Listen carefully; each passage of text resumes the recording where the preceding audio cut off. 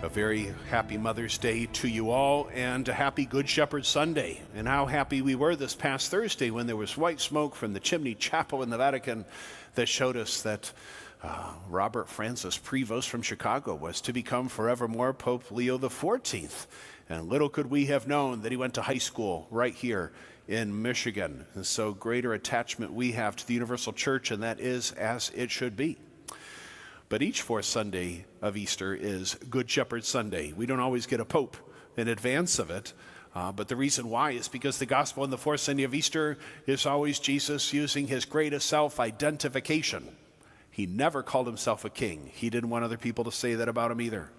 He did not want people to go around and say that he was the Christ or the Messiah, the Son of God, even though all those things were true, because it only made the crowds bigger and made his life tougher. But one thing Jesus did refer to himself as, and was always proud to be, was a shepherd king, a servant leader. And the fourth Sunday of Easter gives us the variety of Gospels, Matthew, Mark, Luke, and John, where Jesus uses that title in reference to himself. In various points we find him the Good Shepherd who protects his flock, who feeds his flock, who lays down his life for his lambs, who leaves the 99 to look for the one that is lost, wounded, and wandering. Jesus the Good Shepherd. But before he ascended into heaven, something we will observe 3 Sundays from now, Jesus chose the apostles to have their own flocks to shepherd, that they would carry on his work. And thus it was that throughout these 20 Christian centuries, we have had so many fine examples among the saints of some really good shepherds who laid down their lives for their flocks in all kinds of different ways. And today on this Good Shepherd Sunday, I'm going to talk about just one of them whom the church calls a martyr for charity. He wasn't murdered for his faith, but he certainly died because of the way that he shepherded his flock. His feast day was yesterday, and his name is Saint Damien. We know him better as the leper priest of Molokai. When you come up the stairs by the elevator, you'll see in the stained glass windows all kinds of saints and blesseds who may not all have been American, but for the most part who had a profound impact on the spread of the Catholic faith in the New World. We have the North American martyrs, the Jesuits, who were the first to preach the gospel in the 17th century on this side of the ocean. Every single one of them was murdered for doing so. We have Mother Cabrini, who followed the Italian immigrants over here to help them keep the faith. We have Father McGivney, the founder of the Knights of Columbus, who, as many men were being orphaned in the workplace because Catholics could only get the most dangerous jobs, established that organization to look after the widow and the orphan. We have the Franciscan Junipero Serra, who founded the Catholic missions on the Pacific coast of California. We have Elizabeth Ann Seton, who founded the first parish Catholic schools in our country. Bishop Berga, who preached the gospel for the first time across Michigan's Upper Peninsula. Kateri Tekakwitha, who brought the faith to the Native Americans of northern New York.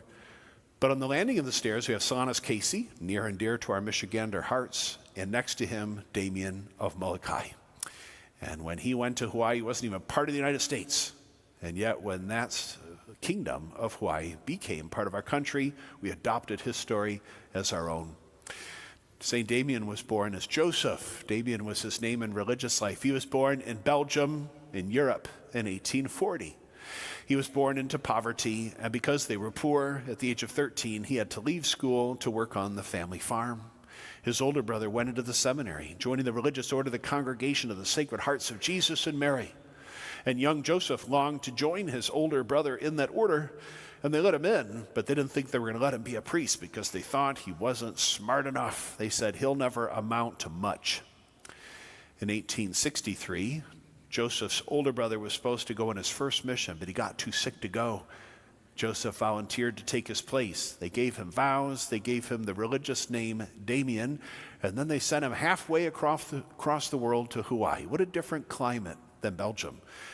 Some would say he's got the golden ticket, a ticket to paradise, as the song says.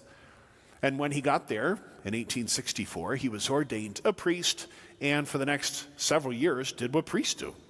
He baptized people, he married other people, and he buried some people. Hatch, match, and dispatch. It's better than that joke, isn't it? But then in 1873, the call went out.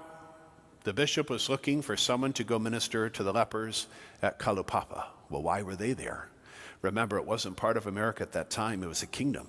And the king was quarantining all the lepers. Why were there lepers in Hawaii? Because it was the main islands between the west coast of America and all the countries of Asia. And so the ships would go back and forth, and everybody would stop on the islands of Hawaii and bring with them all the diseases from their native lands that the Hawaiians had no natural-born immunity to, and that left them with the scourge of leprosy, and it was affecting people by the thousands. But because it was so highly contagious and at that time completely untreatable, the king said, we have to save the rest of the population and keep the lepers away from the healthy people. And so they established the colony at Kalaupapa on the island of Molokai, and it remained in operation from 1865 until 1969. 8,000 lepers were buried there by the time it was finally closed. No one volunteered because it was a one-way ticket to hell. But just as young Damien had volunteered to take his brother's place to go on the mission, he felt, I wasn't called halfway around the world just to do something I could do back in Belgium. I think the Lord brought me here for a reason. And those people have been abandoned there, left with nothing, sheep without a shepherd. I will go and shepherd them. He knew he would never be able to leave. And so he arrived there in 1873 when he was 33 years old, the same age that Jesus was when he died. And they dropped him on the shore. He had to walk most of the way in the shallow water. The boat wouldn't even get close. So fearful were they of the lepers at Kalaupapa. And he looked there and saw what had horrified so many others that they would never go one step further than the sand of the beach. He could see their sores pussing, their putrid wounds, their appendages rotting and falling off. And all the lepers there, 800 total at that time, viewed him with great suspicion. They had seen other do-gooders come and go, but they would usually recoil in horror and leave, and the people would be left with nothing, just as they had been before. But Damien was determined. These were God's children. They are made by the same God who made him, and he was going to love them the way Christ would love them. And so it was that he got off that beach and went right into the midst of them and began to assess the situation. They had no homes. They had no sanitation, they had no hygiene, they had no means to produce food. They were given no food. They were truly left there to die. And so he decided then, he wasn't just going to pray for them, he wasn't just going to bless them. He rolled up his sleeves, was willing to get some dirt under his nail and some sweat on his brow. And the first thing he did was organize them so they would eat in one place and go to the bathroom in another, so they would stop drinking and using whatever drugs they could use. And then he helped them to build a chapel dedicated to the child Virgin Mother, St. Philomena. And that chapel church would become the center and focus of the community for the rest of the time that he was there until his death. And he wasn't done. He built them huts and beds and chairs and tables. He gave them a fresh water supply, something they did not yet before have access to, an infirmary to care for their sick. And he would build their caskets and he would dig their graves.